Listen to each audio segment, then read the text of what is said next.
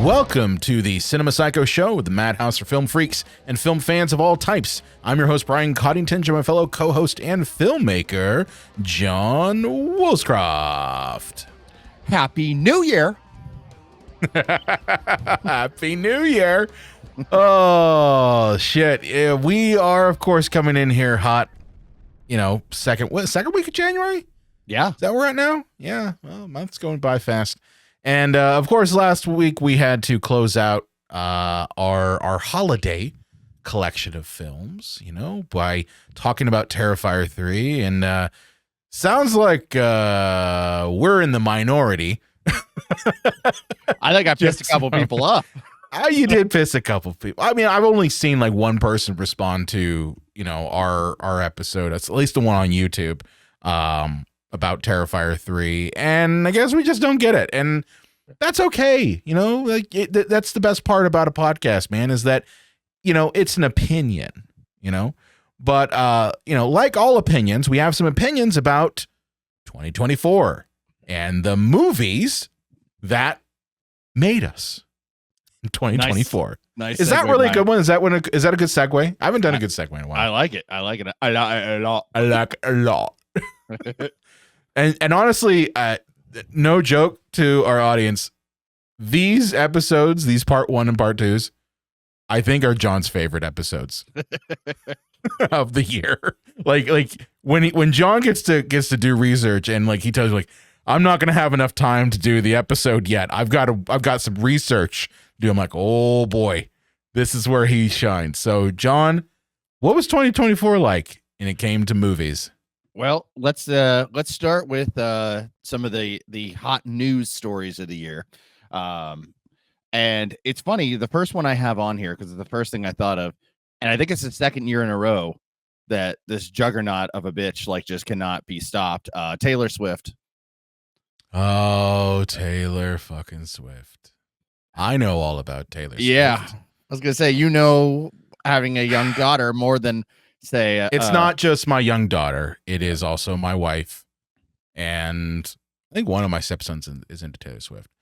Not to the extent that my daughter is, but yes, I know all about T Swift, and I gotta be honest with you, I have respect for her and I have respect for what she does.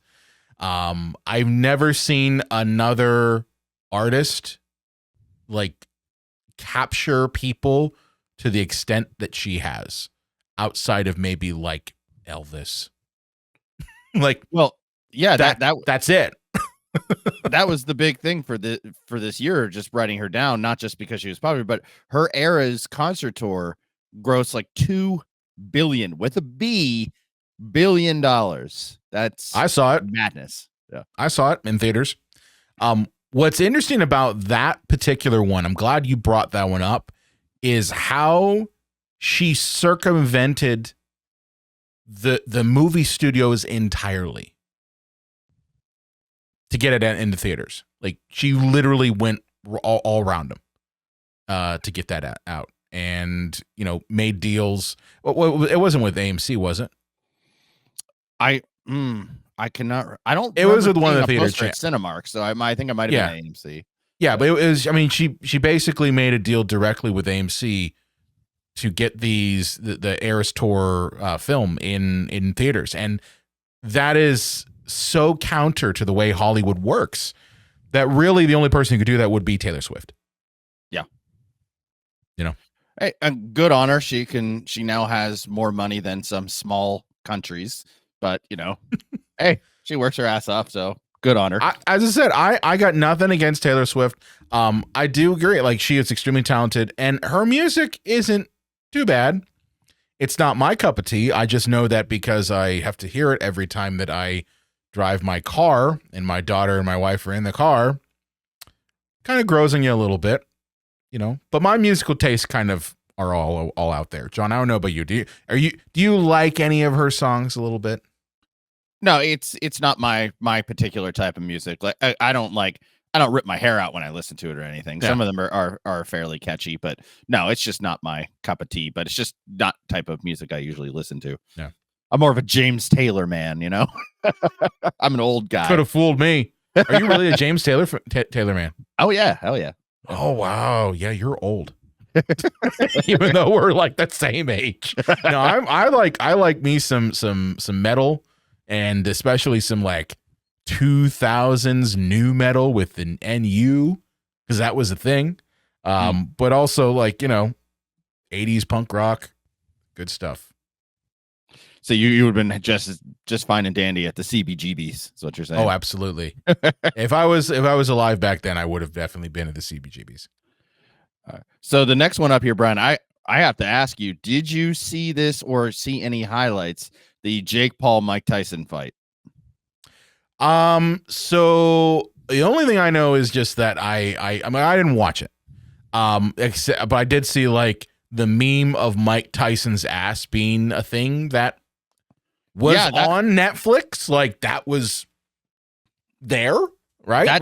That took me back, or that took me by surprise. Yeah, I was just like, oh shit, there's and the run up to that fight being so much of like Mike Tyson's he's the champ. He's gonna take Jake Paul, and like even me, I was like, I probably would put money on Tyson just because this is the guy who like bit off Evander Holyfield's ear. Like I'm just like this guy is a killer. Like that's his thing. But you also have to consider like he's also older now, Yeah. He's so 60 years old. Is it? Yeah, he's in his 60s now, and I don't know. I don't want to be a conspiracy theorist, but I also think that maybe he did throw the fight. Oh, I'll be he absolutely did throw the fight. This is professional wrestling in a boxing match. And people might be like, John, why are you talking about a boxing match when it's like the year in entertainment and movies? It's because this was as much a movie as it was anything else. These two scammed the world, Jake Paul and Mike Tyson, so they both could collect humongous multi-million-dollar paychecks. If Tyson had really wanted to, he would have killed Jake Paul. But you could. We got to say allegedly, John. Allegedly. Allegedly. Yeah. Allegedly through the fight. Yeah. Allegedly through the fight. And I think it's like, I'm watching this. I love boxing, but there hasn't been anything really that exciting since like Mayweather Pacquiao. Mm-hmm. So I was like, oh, well, I'll watch this mostly because like everybody else, I wanted to watch Tyson kill Jake Paul. Yeah, we all did. But I would say the undercard fights were actually really good. The women's fight was really, one of the two women got a cut above her eye. And every time the bell rung, they had to keep putting glue in it to try to stop the bleeding. And then her opponent obviously was going right for it after, every round. And it was like that match stole the show, and then you got to this like horribly crappy, allegedly fixed fight. So that, horribly crappy, allegedly fixed fight. And I'm like, wow, I can't believe I watched this. Well, I think the big story too is just that, you had this run up to this fight that obviously got pushed back because I think originally it was supposed to be like in the summer, and then it got pushed back further. And then on top of that, like this was streamed directly to Netflix, so it was one of those things where like you didn't have to get a pay-per-view, you didn't have to go be on HBO or anything. You just, if you've got Netflix, guess what? You can watch the fight. And the catch-22 there though is, how many people struggled to just watch the fight because Netflix's servers were overloaded? Yep. All the buffering. I had to get out of it a few times to just get right back into Netflix because it was like it was either so pixelated because it was buffering or it just wasn't playing at all. It's just frozen. Yeah. And that's the thing of there really hasn't been a major live event like that's ever been broadcast on streaming that's gone out to that many people. And this, I think, was one of the first of it. And I imagine that this is going to be a continuation of things where we will see more live events broadcast on Netflix. Monday Night Raw. Yeah, I was going to say, is that now live? Yep. January was just January 6th. So 2 days ago was the first, wrestling on Netflix, and they had commercial breaks like they did on cable. Did they at least like stop the commercial breaks, or did it just like were you able to skip through it? See, I don't know because I don't have the new tier of Netflix where I don't get ads, so I get them anyway. So I don't know if I had the other tier, if I would it would be picture in picture or if they wouldn't cut away. I don't know, but Yeah, I mean we have the higher tier. Although I've not watched wrestling in years. My stepsons watch them. Well, actually, one of them watches it, and that's it. Like he's the last bastion of wrestling in the house, and me, I'm just like, yeah, whatever. fair enough. But Yeah. Going down the list here, Marvel essentially took the year off, and I'm talking the MCU. Yeah, that is a big deal that we had a good run of Marvel shit left and right, but this was a year of we're not really gonna do any movies because I don't think they had any movies this year. They had one. What was the one? Was to kind of piggyback off that is Deadpool is Marvel Jesus. Ah, that's right. That is right, and that's the only one. The one that everyone was like, we're not sure if it's going to work. Well, it's one that they were like, we're not sure if this is going to work. Yeah. R-rated in a Marvel universe? What the hell? Is that going to work? It was basically a 20th Century Fox film. Let's not lie about it. I mean, I know they're defunct now, but every character in it was from a previous, 20th Century Fox movie. So yeah, but I mean that was the one highlight. I mean, there was Agatha all along. But there were some series. There were some shows. But actually going to season the movie 3. Theater. Yeah. No. Oh yeah, actually going to the movie theater, it was Deadpool and Wolverine, and that was it. But nothing like this year starts up, going back to Captain America. I hear it's going to be a disaster. What the hell is it going to be now? I don't know. Whether it was New World Order. I think that's it. Yeah, with Harrison Ford as Red Hulk. Okay, Part 4. Cool. Part 4. Yeah. And I think there's some other ones coming out too this year. Yeah, I think they're gonna try to get the wheels back on, but I think they've come off and they're not coming back on. At least not till Robert Downey Jr. shows back up again. That's Dr. Doom. I think we're supposed to have a Fantastic Four movie in 2025. I think. Oh yeah, that's right. And that I believe that one is supposed to lead into Secret Wars. Which can we just talk about? That was a huge news story this year. What the fuck are they doing over at Marvel while Iron Man is Dr. Doom? Oh, John. What the hell is that? I don't know.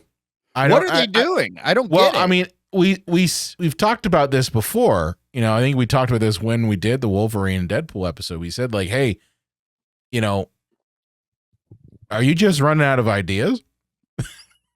It's a thing that I've seen in another franchise. Okay, and this is something that not everyone knows about me, but my wife and I love Doctor Who. Okay, John, you know that, but the audience doesn't know this. Okay, I love Doctor Who, and it's kind of a running gag among Whovians. That's what we refer to ourselves as. That David Tennant just shows up every couple years whenever the franchise is kind of like we're hitting a landmark. So David Tennant played one of the doctors. I believe it was the 10th Doctor. He's my personal favorite Doctor. But he shows up. He showed up in like the 50th anniversary, and then he came back for another run where he did like 3 or 4 episodes, and like he always shows up, and it's kind of like, well, this man's just gonna keep popping in, and that's kind of like Robert Downey Jr.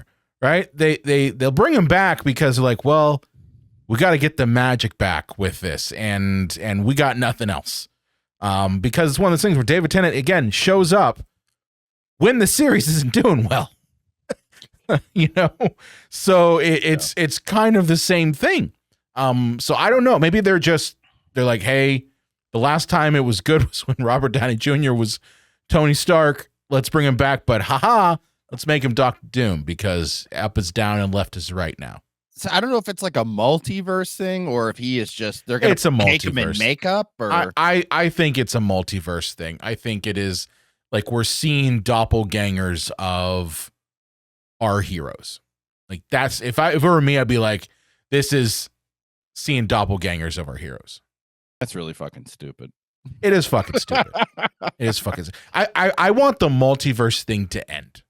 Like I never thought I would be the guy who would be like, please let's kill off this multiverse shit, because I liked it in other media. Like the Flash series was notorious for diving into the multiverse, and they've been able to they were able to make it like a thing that worked for a good couple seasons, but even they killed it off because it got like, we're on Earth, 5001, and Barry Allen is this person. It's like, oh, okay, but I think that it's worn out its welcome. I don't necessarily think you need to go back to like a Thanos level villain, but like there's a lot of decades of Marvel comics out there. I'm pretty sure you can find something else that's of equal weight, like maybe Red Skull, because he got like 1.5 movies. Yeah, like the biggest Captain America villain. That's what I'm saying. Like Red Skull is a classic villain, and you gave him one movie and then half of one. He's still kicking around. Yeah, multiverse stuff. I liked it more when it was called Sliders on Fox. Oh, that's a deep cut to our millennial audience and Gen Xers. If we have any people who are Gen X, they'll get Sliders. I watched that. It was good. I will say Marvel is doing one thing right. Like I am curious now that I will probably go see the Fantastic Four movie right when it comes out, just to see what the fuck they do with Robert Downey Jr. So I'm buying a ticket. He's not in that one. He's not in it? Oh. No. Only in the Avengers movie then, right? Is that well, it'll be the next Avengers Secret Wars. That doesn't come out this year. So Fantastic Four, I believe, takes place like in the 60s. So it's not current time. Oh, well, I'll probably just skip it then. Yeah, I might just skip it then. But maybe who knows? Maybe the Captain America, New World Order will have a end credit scene with Robert Downey Jr. Who knows? Probably. I don't. Probably. Yeah. But anyways, we got that Nickelodeon documentary this year about how Dan Snyder's a devil. Yeah. Man, that was horrible. And I think that, especially for people our age, was like, taking your favorite toy as a kid and lighting it on fire. Yep. You know what I mean? Like that's taking your favorite stuffy and lighting that fucker on fire. The only like solace that I had was that it was after like I had grown out of Nickelodeon. Like it was out of the like iCarly and Drake and Josh. Yeah, I never was into that shit. Yeah, I think we were teenagers, if not nearly 20. We had discovered pornography, so we were that's the thing. When you discover porn and anime, you're done. It's like porn and anime, it's gone. You're gone. One day you're scratching your dick because it's itchy and you go, hey, that feels pretty good. Yeah, but I think like my younger brother, he obviously knew who Drake and Josh were. He knew iCarly. So like he's a younger millennial, just on the cusp.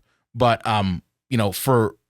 for me and obviously you, John, like all that was a staple of our childhood. Like you'd watch Snick. Yeah. Every Friday. I think it was Friday night. Saturday night. Was it Saturday night? The big orange couch on Saturday night. Big orange couch on Saturday night. Yeah. Are You Afraid of the Dark? All that. Oh, so good. Pete and Pete. Pete, yeah. Yeah. It's like if Growing Pains meets David Lynch. Basically. Yeah. but yeah, I mean, all that kind of came about, I'd say on its like the sophomore side of Snick, where it got a little bit more, it wasn't as rough around the edges. And the thing is like, I remember a lot of those sketches that were in all that, but at the time I didn't see them as problematic. And it isn't until like you realize like, oh yeah, these are children that are doing some of these sketches, and some of them that are extremely inappropriate. And I think the other thing too, John, is like, you know, we grew up in the 90s when the 90s were all about extreme and grossness. Yeah. So Yeah. it's like when you see someone saying like, Edgy. oh, edgy. So someone's like, oh, you know, I'm someone who's covered in goo and slime, and I'm a child, or I'm wrapping myself up in soap. It's like, oh, okay, yeah, that's kind of funny because, you know, I just drank a Surge and played with some gack, you know. but it's when you really realize like, okay, there's a reason that SNL is done by adults. Yeah. Right? Like there's a reason. It's because they're doing jokes that are of an adult nature. So it's like, I'm going to take the adult jokes and have children do them. That's where it's, and then on top of that, like people working behind the scenes who are pedophiles. Mm-hmm. Well, I mean, yeah, any industry that's powerful and has access to children breeds this type of person applying for the job. And what was scariest of it is that they were found out, they were fired, but then they'd go work for Disney. Yeah. Like you would think that all of these studios would talk to each other, right? Like it's one of those things where this is a time where you could get blackballed in the industry. And you would think that pedophilia might just be, I don't know, maybe the thing that blackballs you from the industry at bare minimum. But no, these people, you know, ended up working for other studios around town. And, you know, it always was a thing where Nickelodeon, basically because they were making shit tons of money, gave no repercussions to Dan Schneider. And Dan Schneider, oh my God, what a piece of work he was. I'm just gonna say that the man is his character from Better Off Dead. Yeah. If you know, you know. If you've seen the movie Better Off Dead, that is him. Yeah. But horrible. But I completely forgot that documentary came out. Well, speaking of things that are about true topics that are having an impact on our world, Monster, the Menendez brothers story, could lead to the Menendez brothers getting out of jail. Crazy. Yeah. Man, such a good series too. Like the Monster series, I think this is like the second one. Yeah, it was Dahmer, and then now it's Menendez brothers. Yeah, and the Dahmer one, when that came out, it kicked up a lot of controversy because there was a balance of like, are people seeing Dahmer in a light that takes, you know, that takes kind of the light away from the victims, whereas this one, I don't think it takes anything away from the victims, but it just looks at the complexity of the Menendez brothers, which, you know, John and I, we were very, very young. Mm-hmm. I think we were maybe like, what, 5? Yeah. Maybe 4 when the murders occurred. And then, you know, we were at least 10 years old. I think, what was it, 95 was when they had their second trial, right? Yep. So we were around 10. Yeah. So, I mean, I heard about the Menendez brother killings, but I had no idea about the allegations of sexual abuse by the father, and just the complicity of you know, the Menendez brothers' mother, and like all of that stuff. Like when you look at it through another lens, I think it's also another lens of like experience through the past like 20-30 years, you know, of seeing kind of way things have worked when it comes to this sort of thing. And, you know, I think back then it was like, whoa, why would a father sexually abuse their kids? That would never happen. It must have been money. Yeah.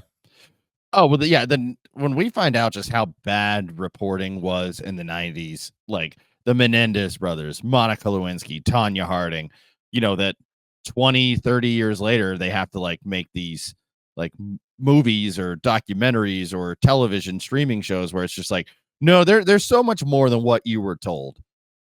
Yeah, and that kind of drives me nuts though, because I think the job of the media is not to sensationalize, but to report the facts and ask hard questions. And I think in the case you brought up, the Lewinsky scandal, which I very much remember that one, and the Menendez brothers stuff, they're not asking the right questions. They're focusing more on in the case of Menendez brothers, look at the murder.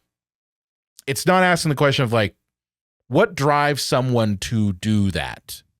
Yeah. And I'm not advocating at all for what they did. I don't think that's the right way to handle anything.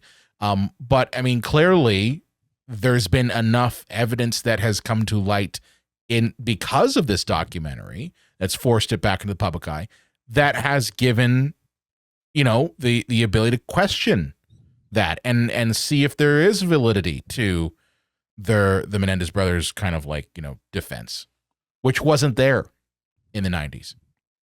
No. I mean, we talked about Cable Guy in our very first ever Really That Awful, and let's face it, the Ben Stiller character in that movie was a very, very, very loose mockery. You mean the of Sam the and Stanton suite? Yeah. Brothers, Sammy, don't. Eric Roberts is. You're such a crybaby. Oh, so good. I love that movie. I hope they fry you death.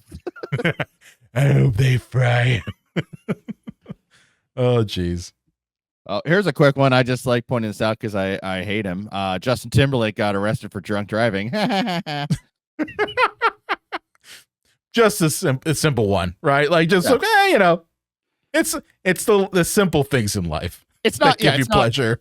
A real big story from the year, but I just think it's funny, especially when he was like, "Is this gonna interfere with the tour?" And the cop had no idea who he was. He's like, "What tour?" He's like, Did he actually say that? Because here's the thing: I saw that he got arrested for drunk driving, but I knew nothing else about it.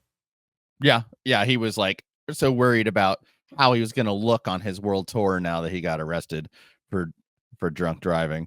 But there was a great reporter who had her reporter voice on say one of the stupidest things ever. It's like, Mr. Timberlake was apparently very, very intoxicated before getting behind the wheel. A friend of his had gone to the bathroom when Justin Timberlake had drank his drink. He came back and said, "Bro, you drank my drink." I'm like, okay, I guess. That was the tape that they submitted to the Pulitzer. Yeah. This is the one I'll be remembered for. This is the one I'm going to be remembered for. My expose on Justin Timberlake and his breaking of bro code. Drinking his buddy's mojito. Drinking his buddy's drink. Oh, my God. That's hilarious. And what better place to end all this than with P. Diddler? Oh, geez. Here's the thing. I was at a podcasting conference when the news broke that they were going into Diddy's house. And I was just like, oh, that's something. I wonder what happened.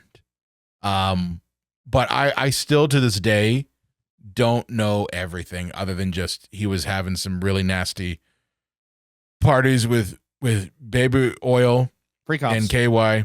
Freak-offs, yes. Yeah. And there was probably, sex trafficking involved. Oh yeah, there are so many things that he is alleged to have done. But what I found odd, and maybe this isn't what I should get bogged down and distracted by, is that the police said that they like confiscated something like 500 bottles of lube and stuff. And I'm like, he knows that they still manufacture that, right? Like if you run out, you can go to the store, or you're P. Diddy, you can have one of your handlers go to the store and buy more lube. You didn't have, it's not the apocalypse. You didn't need to buy it for the next 25 years. Listen, John, it might look a little suspicious if a person comes into the CVS every, Saturday to purchase all of their lube. So you say you buy it in bulk. Yeah. Yeah. That's what I'm saying. It's like, it just might look a little weird if one of Diddy's handlers goes into a Rite Aid or a CVS or a Walgreens and just says, and someone comes in, like, how you go to the store and they're always like, so what can I help you with today? And that person would just be like, I'm going right down to the lube aisle. And I'm buying your 27 bottles of lube. During all your lube because my boss has a freak off plan. So I guess I understand his logic if he's having freak offs that often that he needs to have all the lube handy. And maybe it also is a thing that the man has bought stock in KY. I mean, he should, because I imagine the KY jelly factory is like, hey boss, we're going to close down early today. What is it, Thompson? Sean Combs just bought out our entire day's worth of factory line. Ship them all. We're taking them out a whole new door. I got a big order in today, Johnson. What's that? Oh, it's all going to Diddy's house. The whole day's worth of stuff going to Diddy's house. Oh man, but yeah, that's I don't know how that whole thing's going to shake out, because I think there's just so much with him that it's hard to nail down every single aspect of it. Well, and we're only getting scratching the surface of it too. Well, I do love that so many famous people that go to his parties all the time are just now randomly in Europe and are staying there. John, what people are randomly in Europe now? Well, I'd say the biggest one is Leonardo DiCaprio. Yeah. Yeah. I was not surprised when I heard he might have been at Diddy's parties. It's like the man literally trades in his girlfriend once they get to the age of 24. Yeah. He was also on Epstein's flight logs, wasn't he? I don't know. Allegedly, maybe. I don't know. Who knows? Yeah. But also Ashton Kutcher's like, boy, I sure am getting sick of all the nonsense in Hollywood. I might just move to Europe. Uh-huh. Yeah. Ashton Kutcher seems like the type of guy.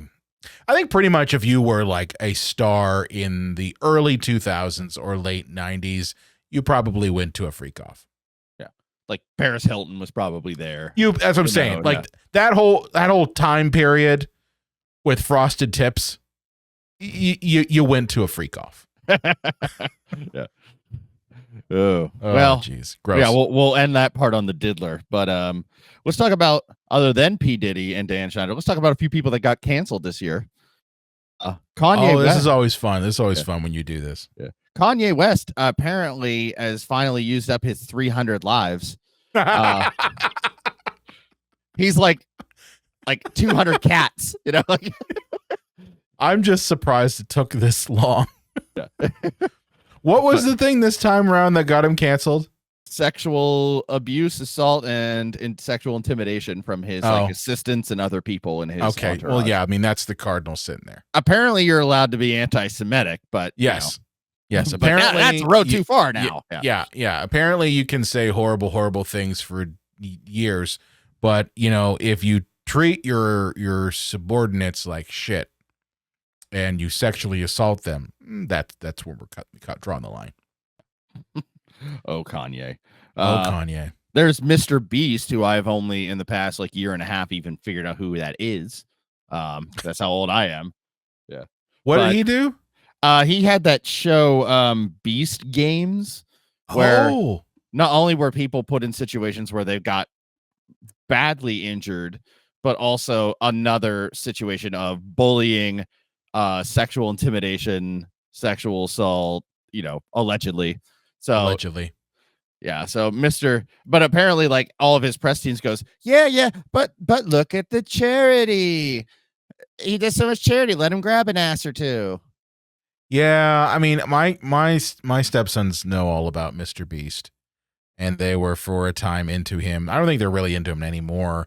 It was kind of like that was a summer when once he really blew up. But I mean, the only thing I know him from is just the whole YouTube game, because every YouTuber and content creator, they always reference Mr. Beast because the man, say what you will about that stuff, he is kind of a master at YouTube. Yeah. And that's the thing. he's a Yeah. master at YouTube. Millions and millions of Millions. subscribers, views. Yeah. Yeah. But I don't think that's really like the allegations, I don't think have really affected that side. I think it's mostly been like his kind of foray into traditional media, because I don't know, did they cancel the Beast Games thing? Yeah, I believe they did. Yeah. Yeah. It was like basically Squid Game, only people weren't dying yet. Well, it's like the Paul brothers had the whole thing where they went to the suicide forest. Yeah. Yet we're still, talking about them. Brought to you by Prime Energy Drink. Yeah. Prime Energy. Which I've heard like is the worst fucking shit you can. It is the worst fucking shit. It is. It's terrible for you. But going on the assault train, Neil Gaiman, beloved graphic novelist, kind of got called out for being and he's one of those guys who's like, oh, I'm all about like, I'm a feminist. But then it turns out he's just like treating women like absolute garbage, sexually, emotionally.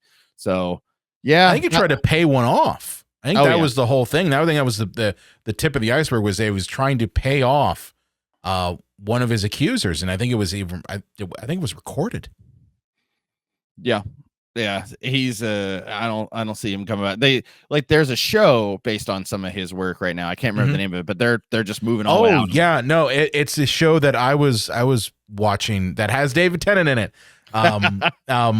But yeah, I know which one you're talking about. It's where you've got two, an angel and a demon who are buddies, and oh man, I'm forgetting the name of it. But it's one I loved season 2 of it, and I was looking forward to season 3.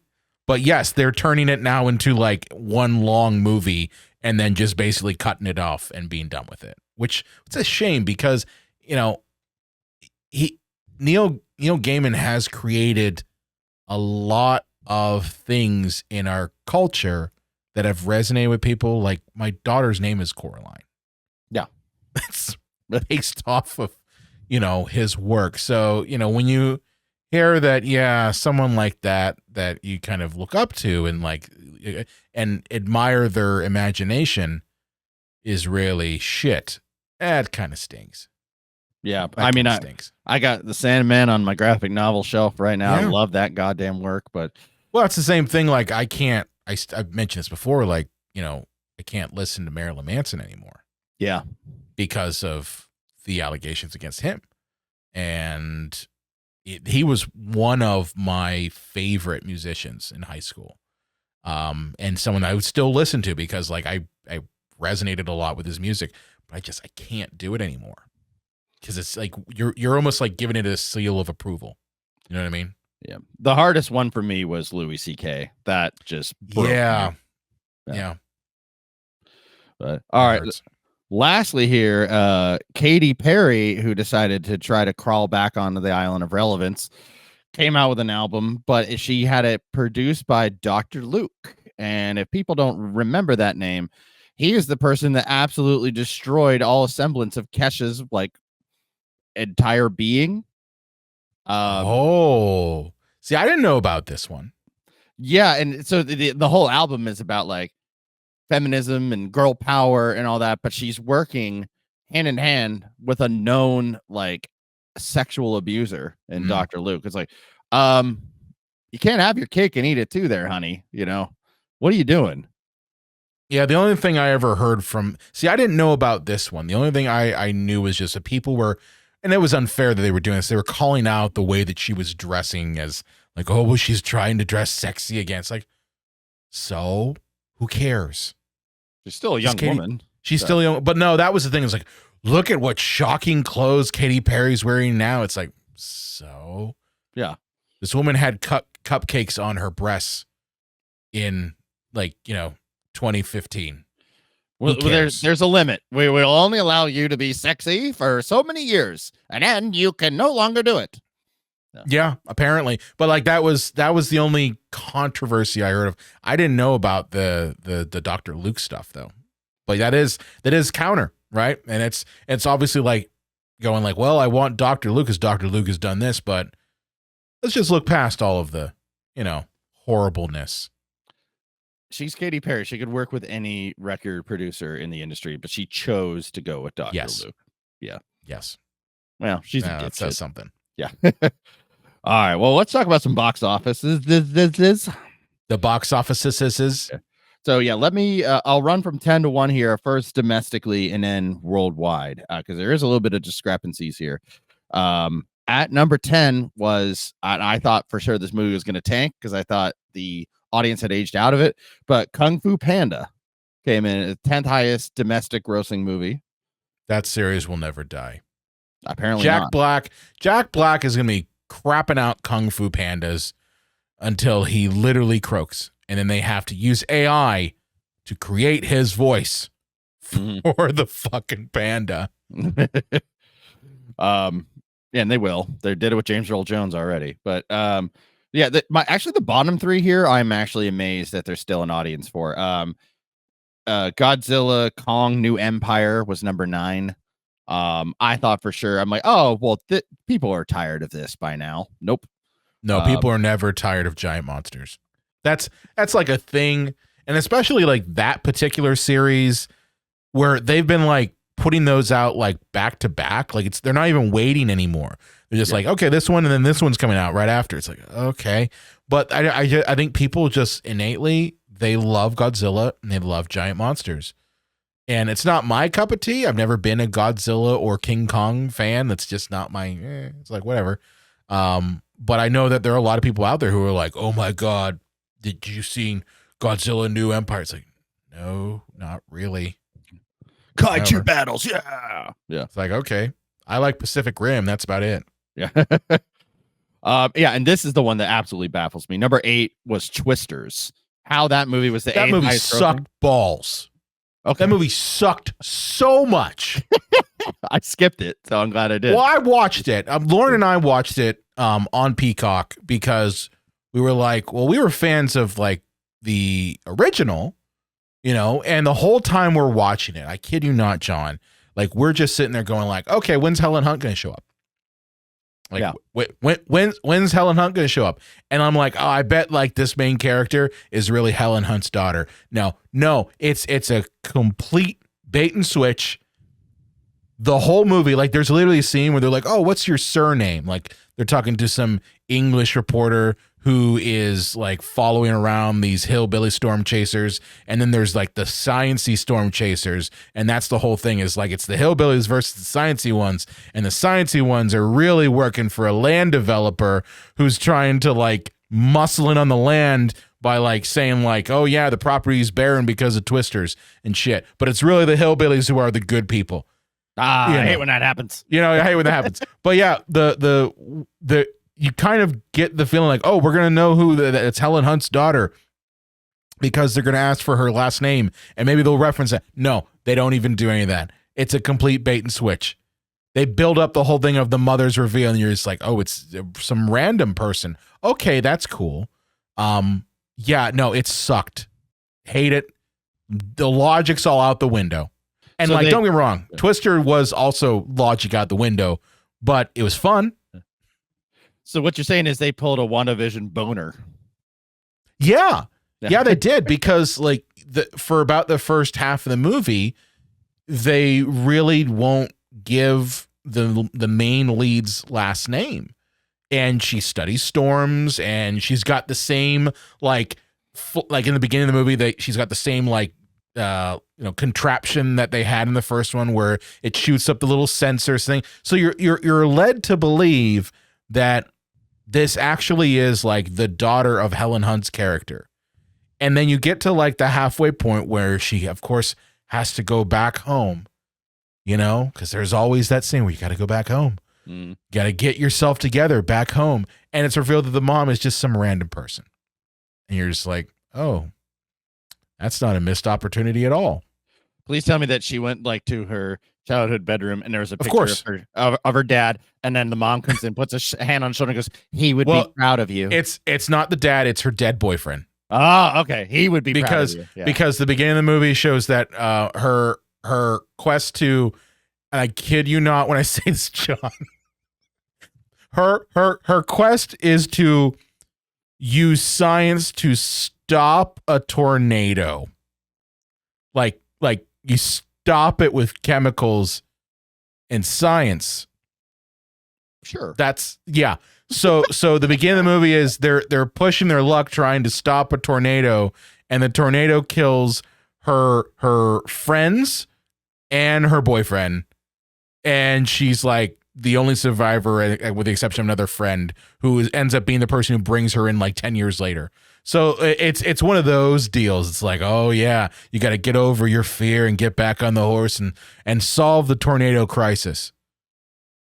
Cool. With science and particles.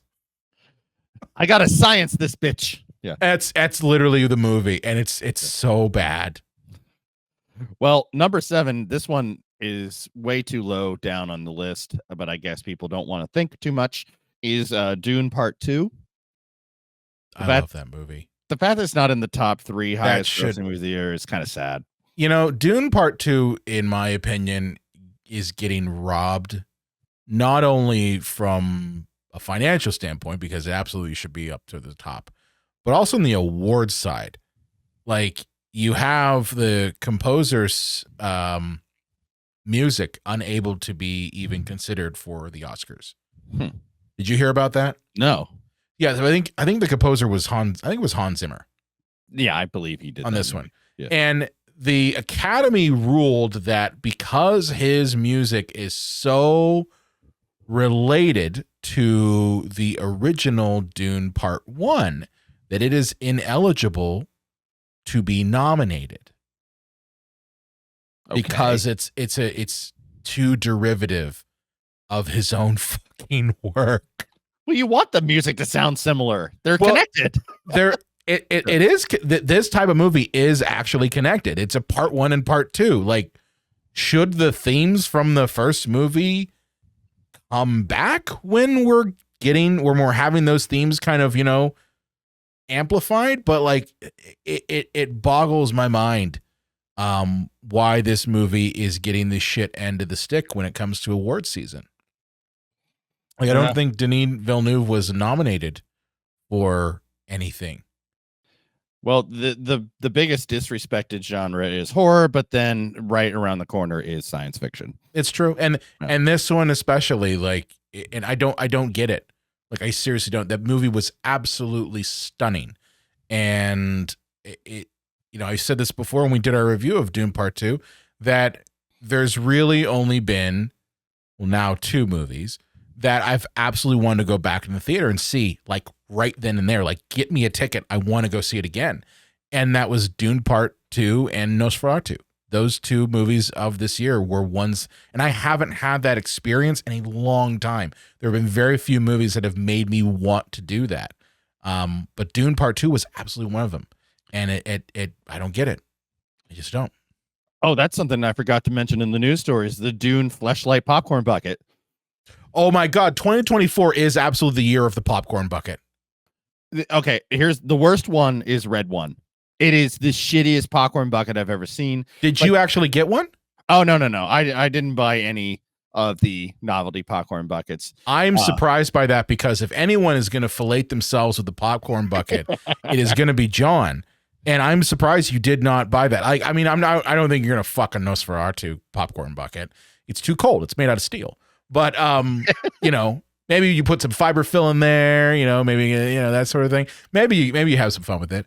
But, the popcorn bucket thing, I didn't have that on my bingo card for 2024 at all. Yeah, they knew what they were doing. Oh, they absolutely knew what they were doing. You're telling me that some designer of the popcorn bucket was like, this kind of looks like, a fleshlight.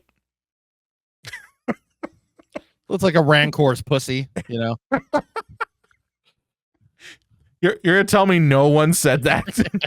That it went through how many people's minds and how many people's hands before they're like, this looks like, you could fillet themselves with a popcorn bucket. Okay. But it turned into a joke that is still going. And I don't think it's going to end. I think we're still in the age of the popcorn bucket.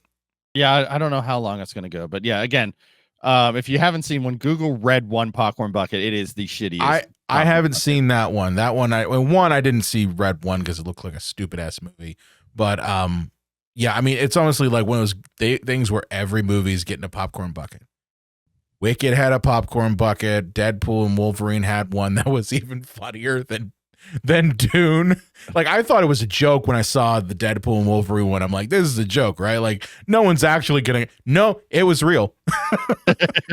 And like the theater goers are like, listen, we are charging $20 per ticket to go see a movie. So if we can make any more money off of this damn thing, yeah, have semi-pornographic popcorn buckets that you can buy. Might as well. Hey, yeah. When in Rome. Capitalism at its best. But going the other way in intelligence, number 6 was Beetlejuice. That was fun. That was a fun watch. It was fun. Yeah. Listen, little kid me was satisfied. It was a nice time to be able to sit in the movie with my daughter, her best friend, my wife, and be able to watch Beetlejuice. We were all there for it. I've seen it already on HBO Max, and it's great. It is what it is. I wasn't expecting a ton. You brought back my favorite people. And it's Tim Burton being Tim Burton, and being unbound for better or worse. It was nice to see Tim Burton do his thing again. Yeah, I agree. I've seen it 3 times, so I can't really say anything. But number 5, and they're just going to keep making these things if you keep taking your goddamn kids to it, Despicable Me 4. Despicable Me 4 did better than Dune Part 2? Yep. Suck on that. Oh, it's the fucking Minions, man. It's not even Gru. It's not even him. Yeah, it's the Minions. People can't get enough of these goddamn people. They look like little, yellow Tic Tacs, and people are obsessed with them. I thought we were done with it. I thought we were like, oh, we got Minions movie, Despicable Me 3. No, we're done. No, it's still going. It's still fucking going. Oh, it's an entire filmation or whatever that production company is like. Is that they have to just release a Minions or a Despicable Me movie in between all of their other stuff, like every few years, just to keep like the lights on there. It just drives me nuts. Yeah. Number 4, this happened quick, was Moana 2. So yeah, I guess there's still an audience for that. Well, no, you know what it was, John? It was like Moana 2 came out the same weekend as Nosferatu, so it's like, what are we gonna see on Christmas break? Are we gonna see Count Orlok kind of fucking Ellen as a corpse, or are we gonna watch Moana 2? Spoilers. Yeah. Well, oh wait, why wasn't that Barbenheimer? Why wasn't it like Naswana 2? Moana Fatu. Yeah. Oh, that would have been funny. But no, it was like I went to go see it with a buddy of mine who's in town, and his fiance was like, "Yeah, you guys go watch Nosferatu. I'm gonna go see Moana 2." It's like, okay, all right, yeah, cool. So I think that was probably part of it. Number 3 was Wicked. Again, another quick jump up there. I mean, that was great. I loved Wicked, and we just watched it again over the weekend. And I'm not a musical fan. That's the crazy thing, is I am not at all a musical person. It's not really my thing. It's never been my thing. John, you're more into musicals than I am, but it was such a good movie. Great production value, great performances, great music in it. I understand why people are into it. And it is one of those things where you can see parallels to certain real things happening. And that's, I think, the best type of art, is when you can pull those parallels. Yeah, I think it was Adam McKay, the comedy writer who wrote like Anchorman and other things, said that he wouldn't be surprised that within 5 years' time that movie's banned by Republicans. I get that. Yeah. Oh, yeah. No, I don't want this to turn into a political episode because I'm just tired. Truth be told, not just like actually like going to sleep tired, but just tired of the discourse. But I think there is that is one thing I am afraid of, is that our art will be censored because it might challenge certain people's feelings about things, and they are not strong enough or man enough to just sit there and take it. Yep. Because they're a little bitch. I don't want to say speaking of little bitches because I enjoyed both these characters and this movie, but bad segue anyways. Number 2, Deadpool and Wolverine. Number Loved 2, it. R-rated. Number 2. That right there is crazy, that an R-rated comic book movie, that's the first from Disney. Okay? First from Disney. Not a Touchstone Pictures, because that's the thing that people don't understand is like Disney to put their seal of approval on an R-rated movie is insane. This is a company that back in the day literally created a whole other branch of their studio for movies that were PG and PG-13, that were maybe just a little too more risque, that couldn't have the Disney label. But this is Disney/Marvel being like, yes, we are here for Ryan Reynolds' dick and fart and vagina jokes. and farting and all of the blood and gore that goes along with it. And yes, we're going to have our one of our hallmarks of our comic book business, Wolverine, who literally is the X-Men franchise, being MF and left and right. Yep. And that's the movie. And I was there for it. I mean, I was like, yes. Well, the thing is, I loved Logan so much that I'm glad that this movie went out of its way to say that this is not Logan. That's the only way they could do it. Yeah, it's an alternate universe Wolverine. You know. Well, John, you and I, previously when we had reviewed Logan and Lane 2, like we said, like, he's not done because somebody's going to come up with a truck full of cash and dump it on his driveway. And this was the cash dumping on his driveway. Yeah, it was give him a couple of years to eat some cheesecake and Guinness. Yes. But then it's like, all right, time to get back in shape, boy. Here's your dump truck full of money. Here's your dump truck full of money. You'll be doing this thing until you're 90. Yeah. Not a joke. I think the man will be doing it to his 90 because I really believe that we're in the age of you're going to see characters that don't ever go away. Like, the age is not going to be a factor at a certain point. Like Darth Vader, you brought up Darth Vader early in the episode. Like, even though James Earl Jones passed away, Disney has his voice. This is so creepy. Which is insane. Like, he licensed his voice to them. So his estate licensed his voice to them. So they actually, anytime you see Darth Vader talking, it's a computer. Well, no. I think what happened was Feige opened a jar. And he said, sing. Oh. And then all the spectral light came out of his throat into the jar. He's got every actor. He's going to have Robert Downey Jr. just thrown into a jar one of these days too. Yeah. And then our number 1 domestic box office was Inside Out 2. So that was a good movie. I mean, it was cute. It was what Pixar needed. Yes, it was absolutely what Pixar needed. I mean, what was the movie that they had done previously that didn't do very well? They had done a couple that didn't do. There was like well. Elements. Yeah, Elemental, yeah, and then they had a couple ones that honestly that had released during the height of the pandemic that really only went to Disney Plus, and I think I remember that there was talk of Pixar only delivering movies directly to Disney Plus and not to theaters. Well, good thing they talked themselves out of that one. Well, it was the thing where I think Inside Out 2 might have been the thing that saved them from that, because Elemental was a dumpster fire that didn't make them any money, and Inside Out 2, we're coming into it a couple years after the fact. Movie that came out before the pandemic. Taste had changed. No one knew how it was going to work. and especially like with them being like, yeah, we're gonna put everything on Disney Plus. I think they were kind of like, let's see if it works.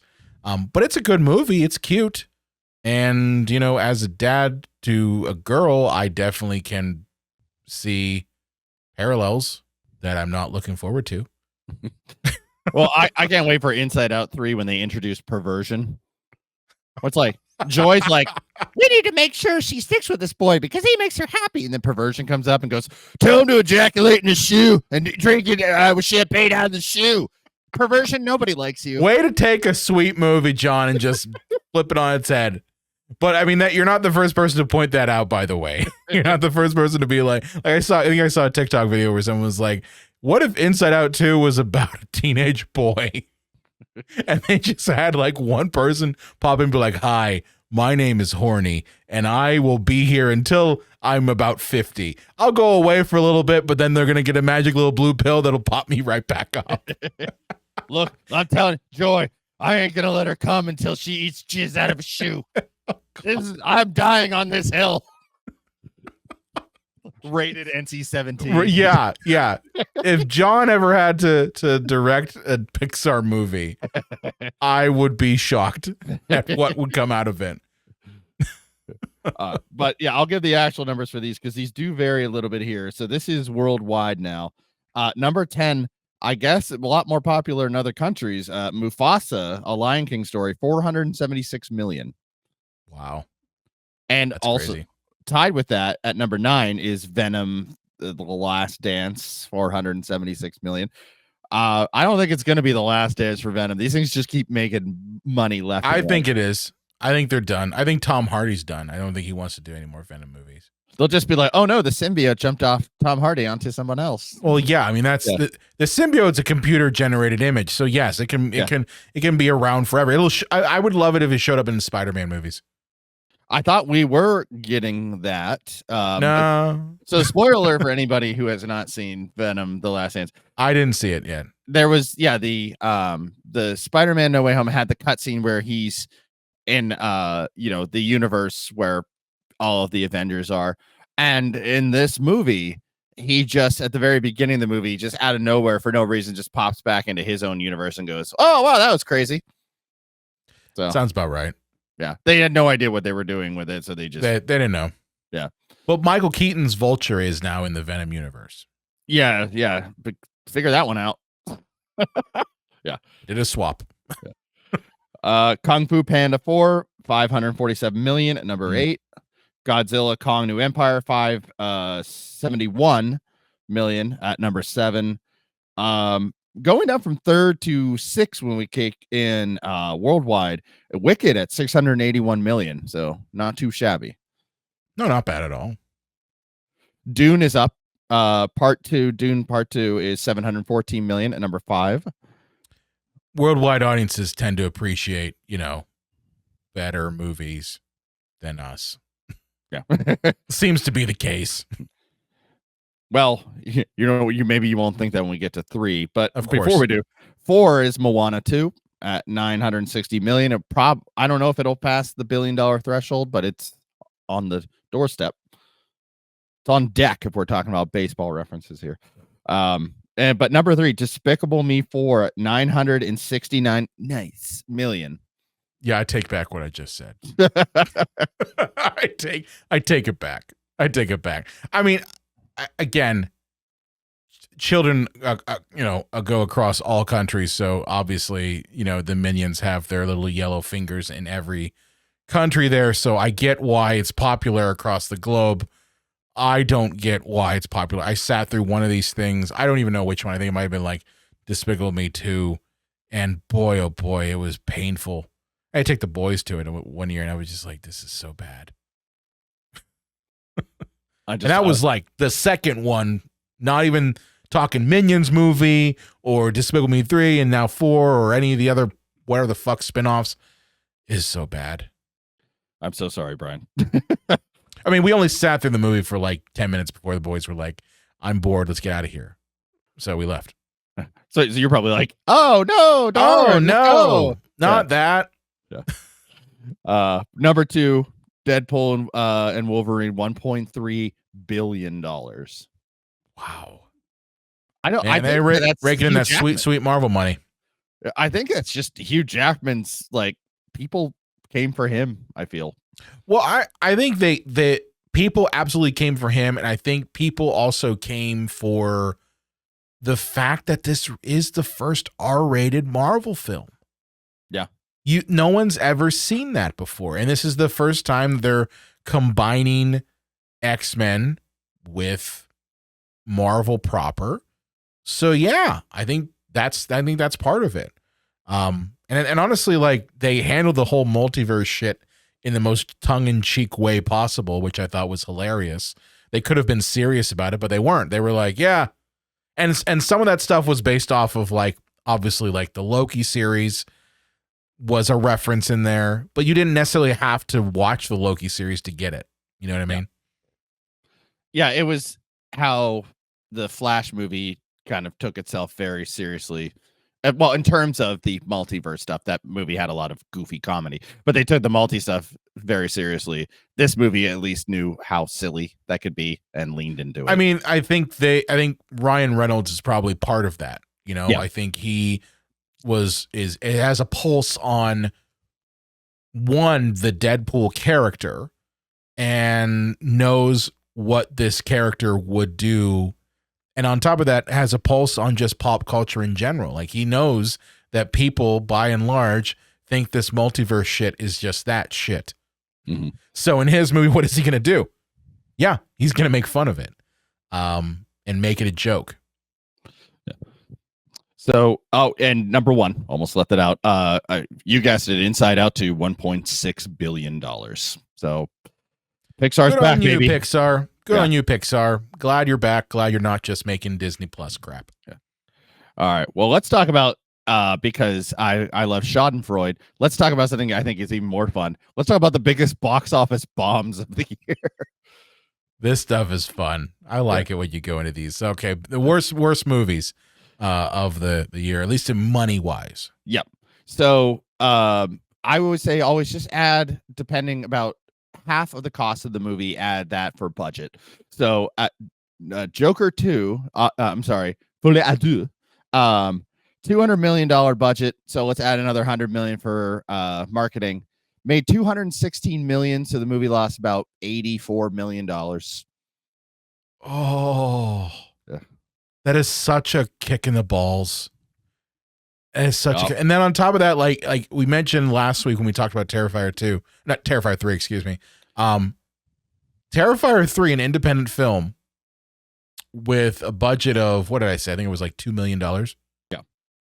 Blew Joker Folie à Deux out of the water. See, I'm so happy about that. Actually. Yeah. Say what you will about Terrifier 3, but again, as I said, I give it props for basically being a middle finger to Hollywood in its own game. You know, every time a Terrifier movie comes out, I don't care what else is going on, it is going to be number one at the box office. For better or worse. Until we get Terrifier into Hood or Terrifier in space. I mean, we're going to have into space before we get into Hood. Only Leprechaun can do that. Yeah, only Leprechaun can do that. Madam Web had a budget of 100 million. So let's I forgot about that crap film. Yeah. Let's tack on, I'd say even, maybe about 75 million for budget, because there's a lot of advertising. Check our review of Madam Web. We did that one already, and it was terrible. Took in 100 million, so about $75 million loss. So not as bad as Joker 2, but that said, I would have thought that Madam Web would have been the worst one, but yeah, that's that good. I think a lot of people, including myself, went to ironically watch it. You mean hate watch it? Well, yeah, because like I heard that it was like one of the worst, not just comic book movies, but just movies in general ever made. So I'm like, I got to go see this, and it didn't. It lived up to the hype. It's the same reason I went to see Craven.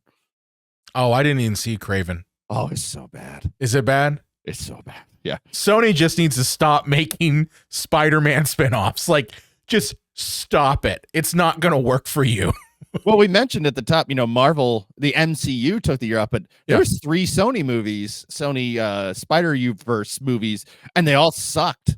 So yeah, except for Venom, it made money, right? Well, it made money, but that doesn't mean it was any good. Doesn't mean it's good. But people People, for whatever reason, they look past the fact that it's a bad movie, but they'll go and see it. Hey, I will admit, I loved Venom. Like, I bought all the offshoot Venom comics, not just Spider-Man when I was a kid.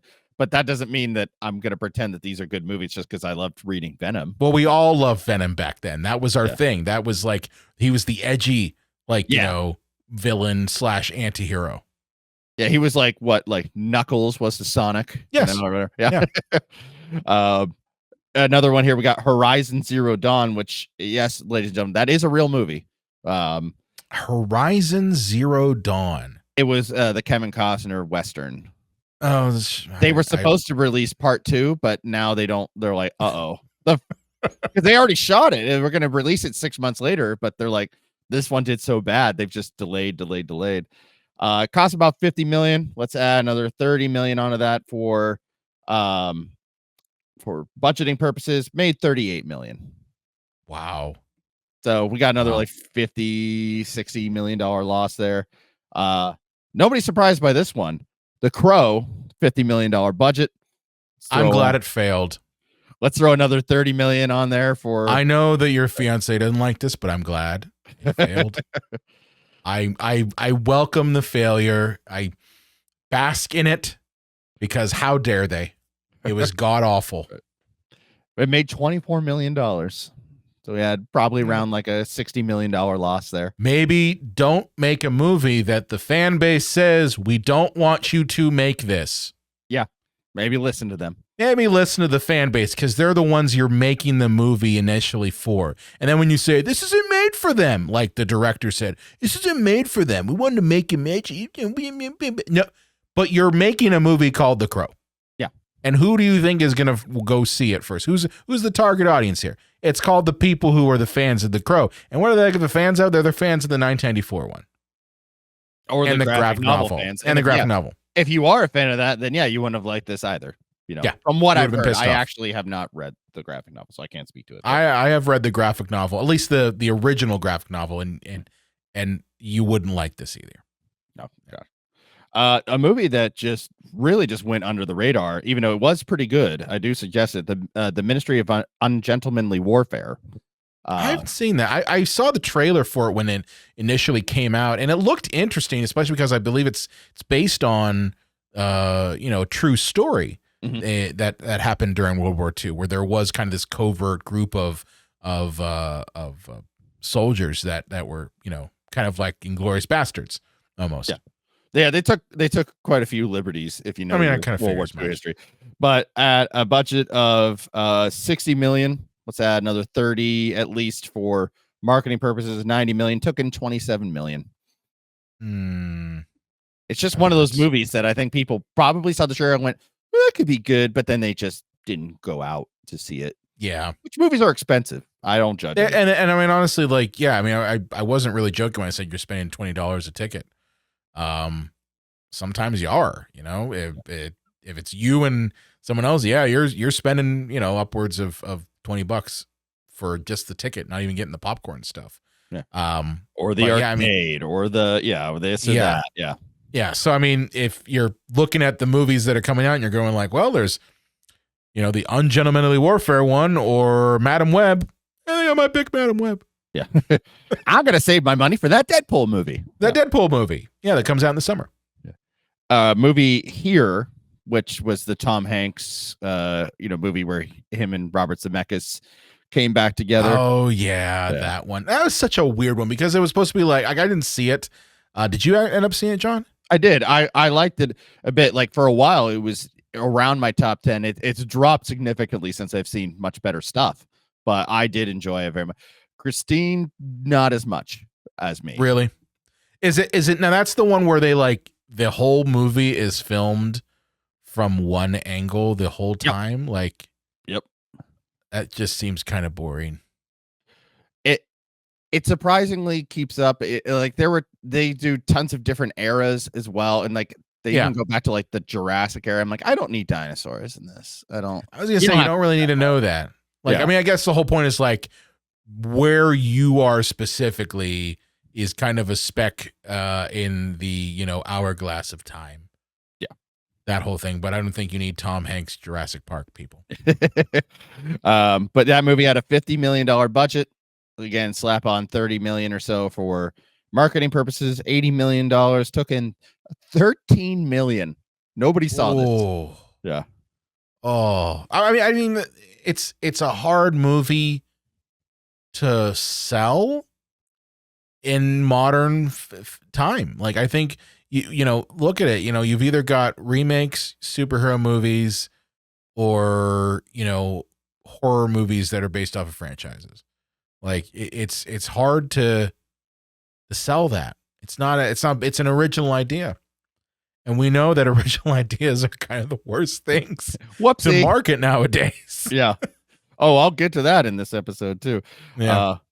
Fly Me to the Moon, which I can attest is an actual movie.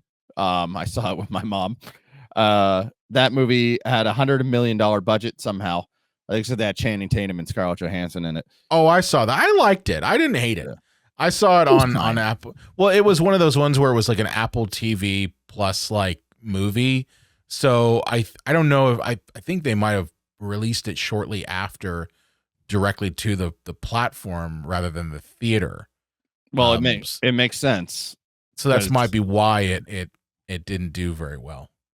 Because Fly Me to the Moon had $100 million budget, tack on 50 for marketing, made $42 million.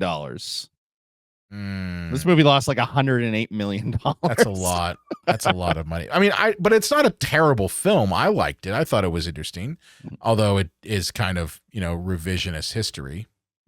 Yeah.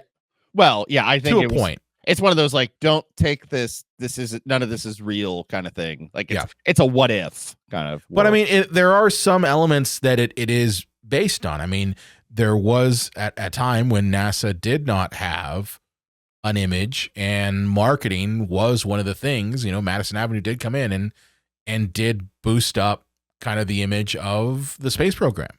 Yeah. So that part is true. I don't think there actually ever really was a fake moon landing, but you know, certain segments of our society might think that still. Hey, I love a good conspiracy theory. The only thing I love more than a conspiracy theory is debunking them. And it's been proven that it would cost more to fake the moon landing than it would to send a man to the moon. So yeah. So there you go. Yeah. Borderlands. I'm laughing as I say the title. I didn't see it. I did, but I only saw it again because it was supposed to be terrible. If you tell me a movie's terrible, I might check it out. Yeah. How much did it make, John? So it cost 120 million to make. Let's tack on 60 million for marketing, and that's a low number. $180 million movie made 33 million bucks. Oh, like $148 million loss. Yeah, that is harsh. And I think that one especially is harsh because, like, on paper, it absolutely should have like made a crap ton of money. Yeah, you know, it is absolutely what I just said. The movie here wasn't, right. It was a franchise that people were familiar with. Granted, yes, it was a video game, but it's still a franchise that people were familiar with. And you've got some big name stars like Cate Blanchett's in it. I mean, and it failed spectacularly. Well, I think also the popularity of those games, because I never played them. I'm an avid gamer, but I never played a Borderlands game. I think that the popularity of them had really kind of died out. Like, I even thought they were maybe a little bit late on The Last of Us, the HBO or Max series, but apparently not, because that did gangbuster numbers. But I'm like, nobody's really playing Borderland games anymore. Like, why'd you wait this long to make this movie and then cast it so oddly? So. Well, I mean, I think it's an approach to the material too, right? Like, I think what Borderlands did wrong was they didn't take it seriously. Like, they didn't treat it like a movie first. Instead, they treated it like a popcorn, you know, type of film, which there's room for that. But, you know, if you're going to do that, don't invest as much money so your loss is not nearly as bad. Yeah. You know, that's how you deal with that. And The Last of Us, I mean, that series is fantastic.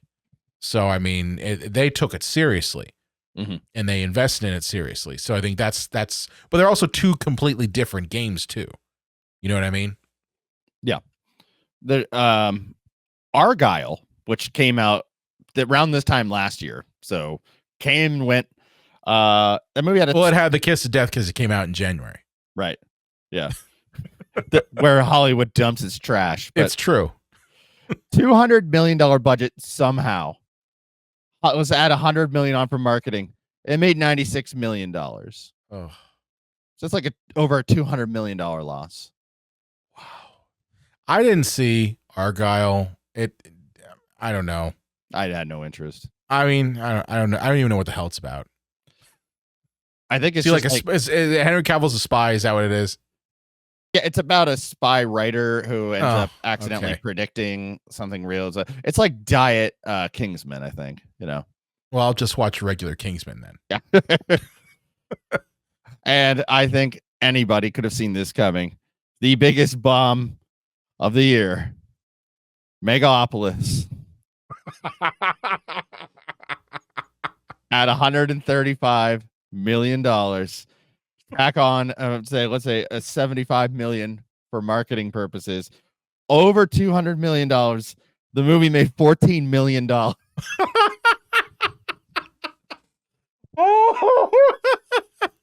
Oh man. You ain't getting that wine money back, buddy. Well, you know what's funny? So here's the funny part. Okay, so I put out a reel when we did the review for Megalopolis, and one of the things that I noticed was the comments that kept coming in, and one of them, I kid you not, John, I didn't tell you this. Someone said in the comments on the reel for Megalopolis, they're like, you can't even watch this movie anymore. So they pulled the film. There is nowhere online that you can legally watch Megalopolis. It isn't on Prime. It's not available for rent.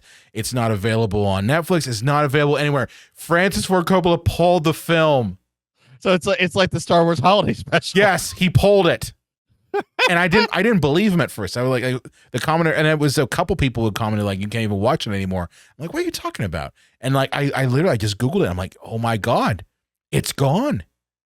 I've never seen that. I've never seen a movie completely disappear. But yeah, that speaks volumes. Man, it was so bad. Like so baffling. It was one of those movies, and we talked about this during our review. Go watch it. That it's not a technically bad movie, but it's from a story standpoint, just like what the hell is going on half the time. Yeah. And that's the crazy part. And that's why I said that I really believe that this is going to become The Room or a Manos, The Hands of Fate, or one of these other like awesomely bad films, because just like Cutthroat Island and Waterworld, which were historically grandiose productions that ended up falling so flat on their faces that they became the laughingstock of Hollywood. Like Cutthroat Island killed Gina Davis's career for a while. Yeah, I was 95, I think. Yeah. Not Waterworld also, I think, was 95. Yep. So like those movies, people remember them because of how fucking bad they were. And they've turned into jokes. Megalopolis is going to be that. Yep. But it's going to be on such a massive scale because of the amount of talent that is in the film. It's not like you've got B and C listers here. These are A-list actors in the movie that are being directed by an old man who is one of the greatest directors that we've ever seen. And it's just like, what the fuck is going on? It's like watching a golden train wreck in super slow motion. Yeah. Well, don't worry, because Adam will freeze time. Yeah. Adam Driver can freeze time and he'll go back to the club. Back to the club. Or go back to the club. Like the memes that movie has generated are amazing. Yeah. So good.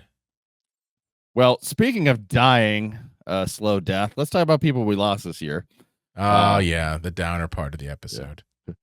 Yeah. Greg Hildebrand, which hopefully I can do this real quick and not drop my camera. The poster maker for the Star Wars movies passed away. So Oh, yeah. But the rest of these names people should recognize. Quincy Jones, huge in the music industry. We lost him. Morgan Spurlock bizarrely died this year. Not an old man by any stretch. not an old man, and not killed by a hamburger. No, just by the fate, hands of fate, Manos. Yeah, hands of fate.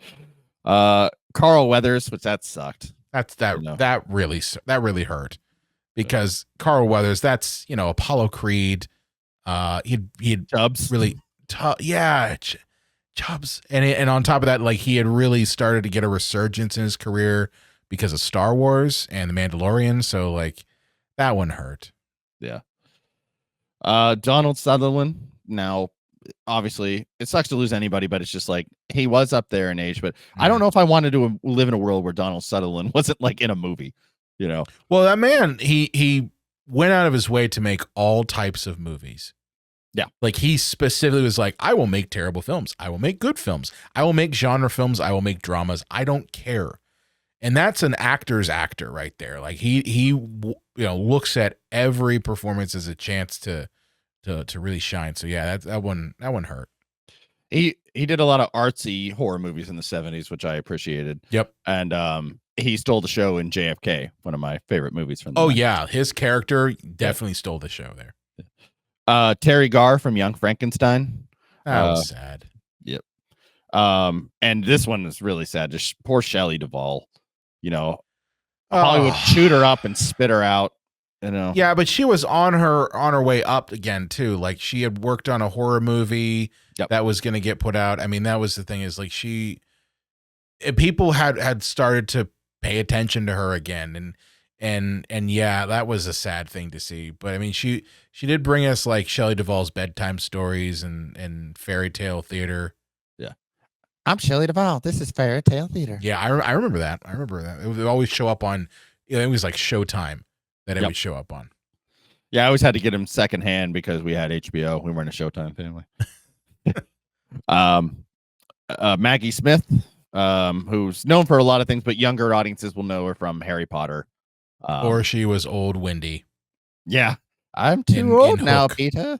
It's like, and he's so shocked that she's old. Like, you visit her every year. It's not like you left for 20 years and went, oh, holy shit, look at that old bag, you know. But Shannon Doherty, talk about losing somebody too young, you know. Yeah.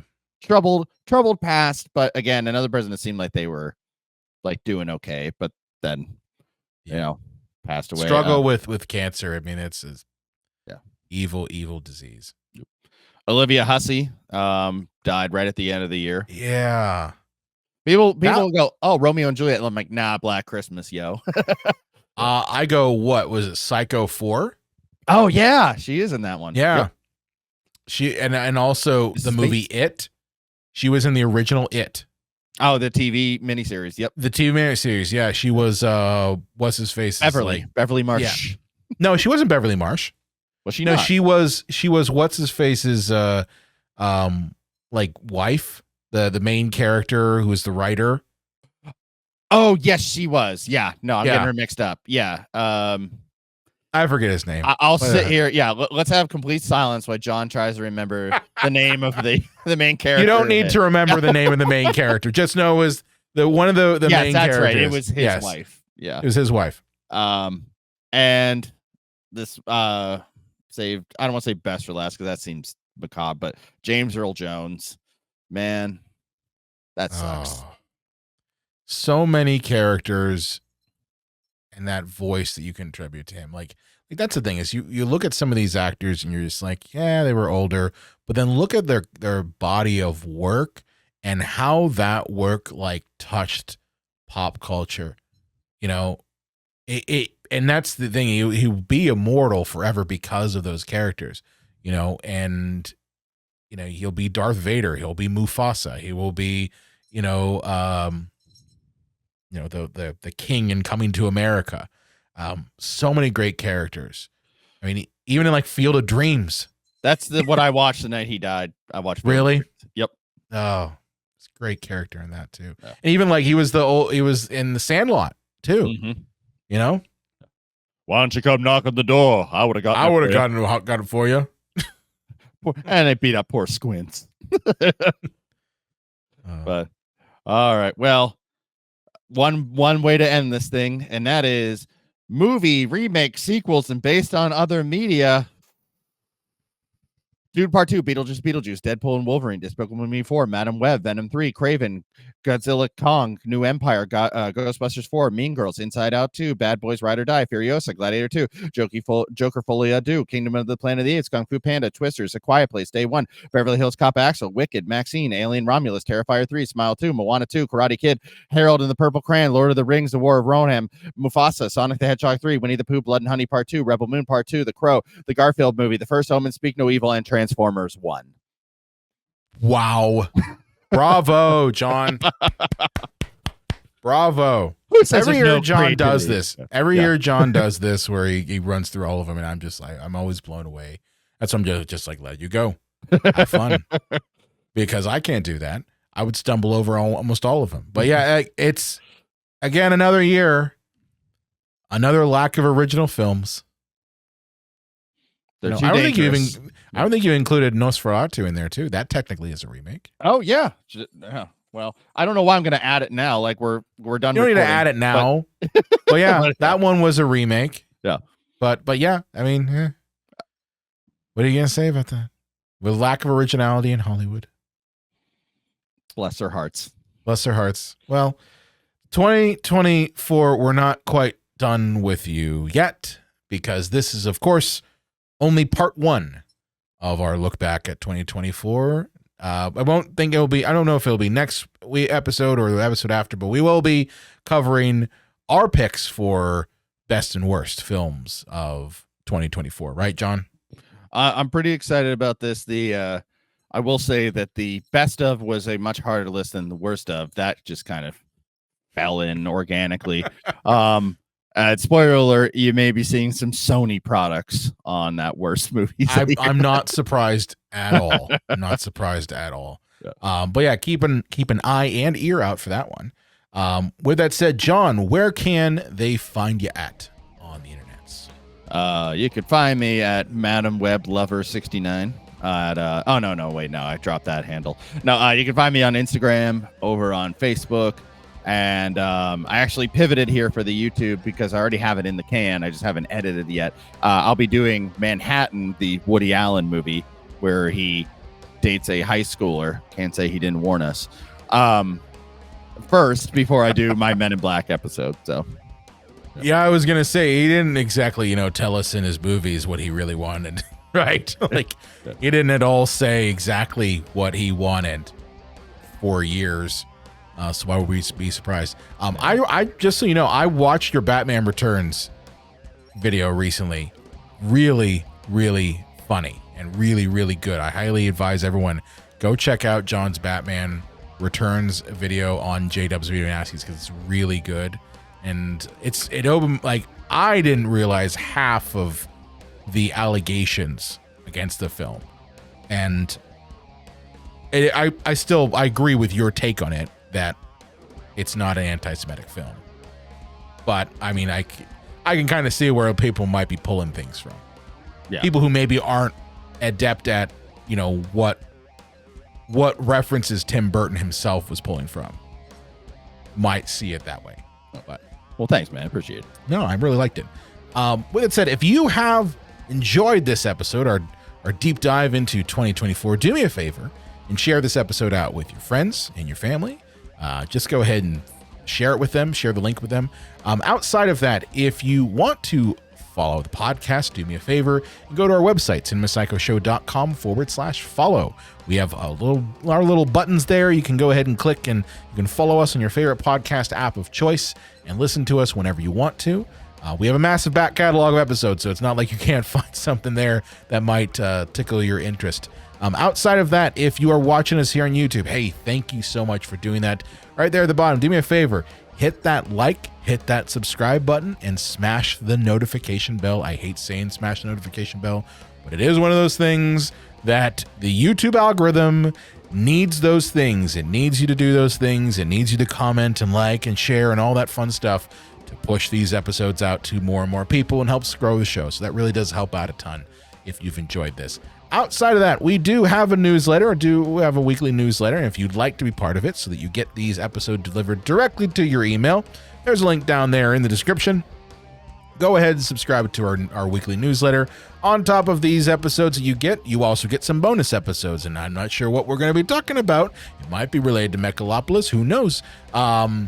Spoilers. But we do these bonus episodes that are video only, and they are exclusive to our newsletter subscribers. So go down there in the link in the description and subscribe to the newsletter. And with that said, we will see you next time. May old acquaintance be forgot. Something, something, something, something, something, something, something, something, something, something, old Lane Sign.